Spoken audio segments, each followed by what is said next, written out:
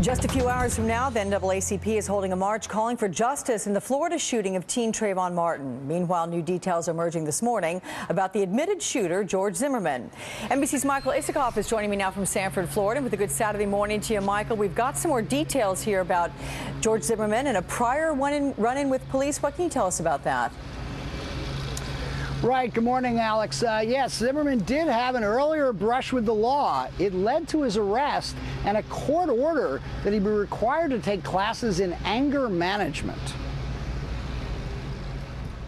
When George Zimmerman was questioned by police after the Trayvon Martin shooting, it wasn't the first time he'd been in custody. In July 2005, George Zimmerman was arrested in Orlando for resisting a Florida law enforcement officer and obstructing justice. This police report, obtained by NBC News, states Zimmerman used violence and battery against the officer. The lead prosecutor on the case says Zimmerman could have been charged with a felony. I've seen felony charges charged with less conduct than Mr. Zimmerman is alleged to have done that night at the bar. The incident took place at this college bar where an undercover alcohol control officer was arresting several employees for selling to minors. Zimmerman began interfering. The officer wrote he identified himself, showed his badge, and asked Zimmerman to leave the area. "I don't care who you are," Zimmerman told the officer. Asked again to leave, Zimmerman then stated, "F you." After what the report calls a short struggle, Zimmerman was handcuffed and arrested.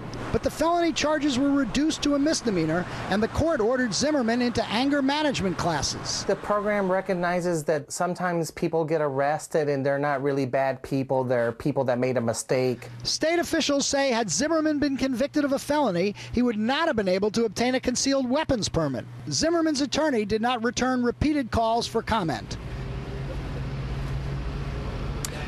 Now, even as that NAACP march takes place today, Zimmerman's friends and family are pushing back. They say that when his medical records are released, they're going to back up his story that he was bleeding from the nose and the back of his head that night when he shot Martin in what he says was self-defense. Alex? Okay. There is certainly a lot more to come on this. Thank you so much, Michael Isikoff.